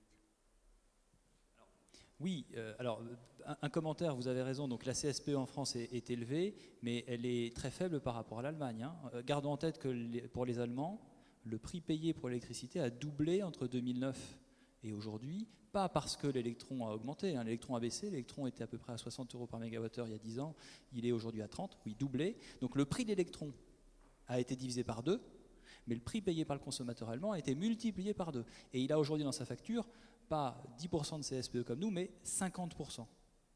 Donc la politique allemande coûte très cher, puisque le choix a été de dire ce surcoût de production d'électricité verte, je l'affecte sur les particuliers pour ne pas pénaliser l'industrie allemande. Bon. Donc oui, c'est élevé en France, mais c'est aujourd'hui très peu élevé, parce que comme on a 80% de nucléaire, il n'y avait pas beaucoup de place pour faire des ENR. Ça évoluera peut-être, et au fur et à mesure que ça évoluera, ça pourrait augmenter, sauf que comme on vient plus tard que les Allemands, on vient avec une technologie qui est aujourd'hui moins chère. Et donc oui, j'en tiens compte dans le modèle économique, c'est ce que je dis, c'est si on fonde le revenu de la méthanisation sur de la revente d'électricité, on va dans l'impasse allemande. On va dans l'impasse allemande parce qu'on a un prix objectif de production d'électricité qui baisse, c'est structurel, et on a un coût de production du biogaz qui lui sera pas forcément, enfin, c'est quoi du biogaz? C'est de la mécanique, de la main-d'œuvre, un peu de la logistique. On ne va pas le diviser par 2 dans 15 ans. Sauf sur des petites installations pour lesquelles, encore une fois, on pourrait fortement réduire les coûts de construction. Donc on en tient compte en disant, imaginons un modèle qui est peut-être plus fondé sur la valorisation de l'énergie produite, mais sur le bénéfice environnemental, et c'est d'abord un bénéfice climatique qui est permis par cette technologie-là, premièrement, et deuxièmement, allons chercher des valeurs supplémentaires en ayant extrait les protéines, en l'utilisant comme une batterie, parce que la flexibilité demain aura plus de valeur que l'électron, etc. Et posons-nous la question de ce qu'on est en train de faire, comme le disait monsieur, sur le biométhane et les gaziers. Est-ce qu'on n'est pas en train de rêver en voulant mettre 100% de biométhane dans les réseaux, comme les Allemands l'ont fait en 1990, en voulant mettre 100% d'ENR dans leur réseau électrique? Et qui paye? Bonjour, j'ai une petite question à vous poser.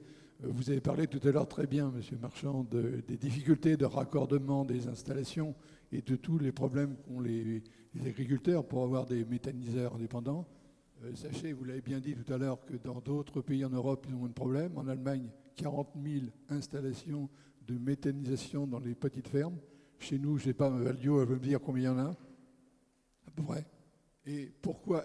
Par contre, depuis 25 ans, pratiquement, les Allemands, avec ces installations, les agriculteurs ont gagné beaucoup d'argent, ils ont réduit leurs coûts, parce que c'est quand même important, ils ont revendu l'installation. Vous dites tout à l'heure que ça va se terminer, c'est possible, mais pendant ce temps-là, depuis 20 ans, ils ont gagné de l'argent, ils ont amorti leur installation, et elles existeront toujours, parce que c'est pratiquement inusable. Donc, est-ce que vous voyez des comparaisons beaucoup plus précises sur les agriculteurs allemands avec leurs 40 000 installations en France? Je ne sais pas combien il y en a, vous l'avez dit. 10 000. Pardon.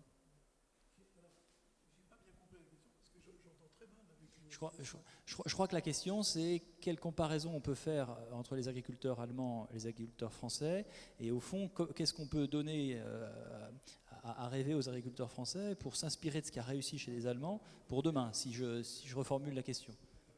Alors, je suis certes à l'Académie d'agriculture, mais je ne suis pas du tout un spécialiste de l'élevage, et je ne suis pas agronome en plus.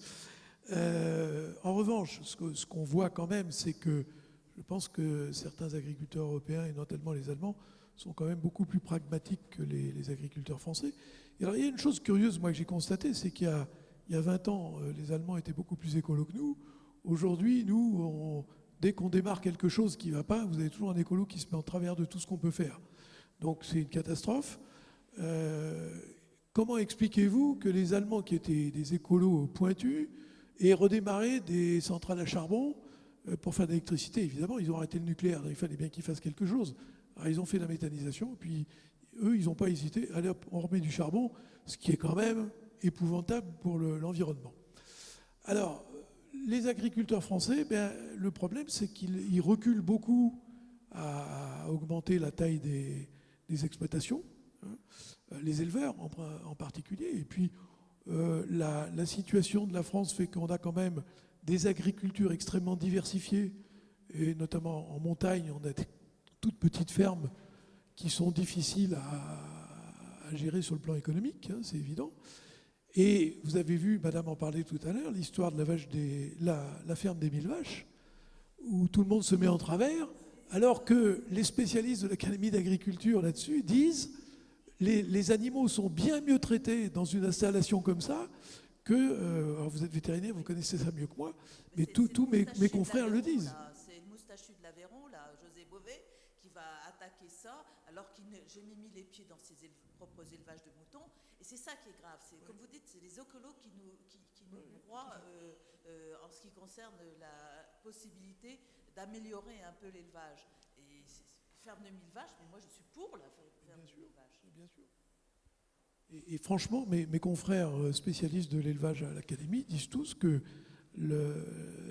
l'intégrité des animaux est bien meilleure dans ce type de ferme et qu'ils sont beaucoup plus à l'aise, beaucoup plus heureux, ils circulent. Voilà. Donc c'est des réticences qui sont assez incompréhensibles, mais c'est comme ça. Regardez le problème des retenues d'eau en France. On manque d'eau par moment. Dès qu'on arrose une culture, c'est un vrai scandale. Bon, ça n'empêche pas d'avoir des inondations, mais dès qu'on veut faire une retenue d'eau, tous les écolos se mettent en travers, il n'y a rien à faire. Bon. C'est comme ça. Et on laisse faire. Je pense quand même, pour compléter la réponse, que le modèle français, qui est d'abord basé sur la valorisation des biodéchets, est plus complexe à mettre en œuvre en agriculture que le modèle allemand. Le modèle allemand, je prends le lisier, je mets du maïs et je fais un estomac artificiel, si je caricature. Ça marche très bien et je répands le reste et ça retourne au champ. Si nous, on veut mettre dans les méthaniseurs pas du maïs mais du biodéchet, ça pose tous les problèmes sanitaires qu'on évoque. Et donc il faut vraiment se demander quelle est la cohérence de l'idée de dire on va faire 100% de biométhane, donc en mobilisant massivement l'agriculture, tout en étant fondé sur de la valorisation des biodéchets. Quelle est la cohérence de ces deux idées-là? Moi, elle ne m'apparaît pas évidente. Il se trouve que je suis fils d'Alsacienne. Alors, vous avez commencé par une jolie illustration de ce qui se passe autour de Bernay, etc. Le modèle, y a-t-il des agriculteurs alsaciens dont le modèle, enfin, vous venez d'exposer toutes les différences possibles entre la France et l'Allemagne de ce point de vue-là, dont le modèle se rapprocherait du modèle allemand actuel? Alors oui, on a les frères, j'ai oublié leur nom, mais enfin, parmi les pionniers du biogaz en France, il y a des Alsaciens, évidemment, qui sont allés voir ce qui se passait chez leurs voisins. Je pense que ce qui va se développer, aujourd'hui, ce qu'on fait, c'est qu'on regroupe 10-15 exploitations pour avoir des volumes suffisants et pour pouvoir financer une installation. Aujourd'hui, l'économie d'échelle se faisait en augmentant la taille avec une limite logistique, parce qu'au-delà d'une certaine taille, on allait perdre ce qu'on gagnait en efficacité de la machine de conversion sur le coût de transport des camions. Donc les agriculteurs alsaciens, ils se sont regroupés à 10 ou 15, et puis ils commencent avec une petite cogée à 100 kW, et puis ils vont chercher leurs voisins en montrant que ça marche, etc. etc. Moi, je fais le pari, j'ai l'intuition qu'on va plutôt aller sur des modèles plus petits, parce que c'est quand même compliqué de se regrouper. Quand on veut partager un gain, c'est toujours une bonne idée, mais quand on veut partager les difficultés, c'est tout de suite plus difficile. Quand on a des contraintes sur l'épandage qui arrivent, comment est-ce qu'on va aller faire pour répartir les effluents? Tout ça, c'est très compliqué. Donc d'être capable demain de mettre à disposition des agriculteurs des containers ou des installations qui sont fabriquées en 2 ou 3 jours, modèle Ikea, qui coûtent 3-4 fois moins cher que le gros méthaniseur et qui leur permettent de gérer. Le modèle classique, c'est vous avez encore 50-60 hectares de terre, 80 vaches, vous avez ce qu'il faut pour épandre le digesta, vous avez peut-être un petit peu d'opportunité d'aller chercher le reste du marché en mettant que du végétal dedans, et si je vous donne une solution pour être autonome, c'est parfait. Sauf que vous produisez peu d'électricité avec ça. Donc si je vous rémunère que l'électricité, vous avez un temps de retour qui est supérieur à 10 ans. Et souvent la ferme, elle n'a pas besoin de chaleur. Qu'est-ce que vous faites de la chaleur? Un des gros dilemmes du modèle allemand, c'est que vous avez des cogénérations de 500 kW, vous avez 1,5 MW de production thermique dans la ferme. Vous en faites quoi? Alors, on va aller faire du séchage artificiel dont on n'avait pas besoin. Enfin, s'il faut créer un usage nouveau supplémentaire, vous rajoutez un risque, une difficulté sur votre modèle. N'oublions pas ce qu'on a fait comme erreur aussi dans les années 90 sur les cogénérations gaz, sans parler on a dimensionné des cogénérations en fonction du prix de rachat d'élect qu'on pouvait avoir. Non, il faut les dimensionner en fonction du besoin de chaleur qu'on a. Et pas aller chercher tous les intrants possibles, imaginables, pour faire la plus grosse cogé possible. Et c'est pas le même métier d'être agriculteur et d'être producteur d'énergie. Moi, j'ai visité des fermes au Luxembourg. Les deux frères se sont fâchés. Il y en a un qui est devenu méthaniseur, l'autre qui est devenu éleveur. Ils n'ont pas les mêmes métiers, ils n'ont pas les mêmes enjeux, ils ne voient pas les mêmes personnes, ils n'ont pas les mêmes risques, etc. Donc, si vous mettez un petit méthaniseur qui va donner les usages chaleur de la ferme, valoriser les déchets, ça, à mon avis, c'est un modèle qui a du sens, parce qu'il est viable, il est peu coûteux, et les coûts peuvent se réduire. Si en revanche on veut faire des installations de production d'électricité et dire aux agriculteurs votre avenir c'est d'être des énergéticiens, je pense qu'on prend des risques.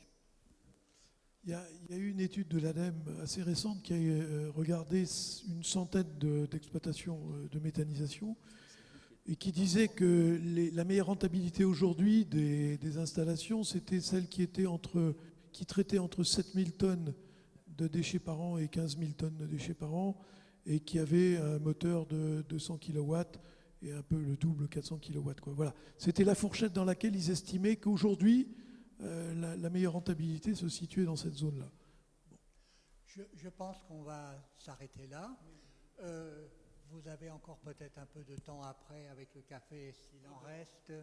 On boira volontiers un petit café. Voilà, pour continuer la discussion. Merci beaucoup à tous les deux. Et puis merci à...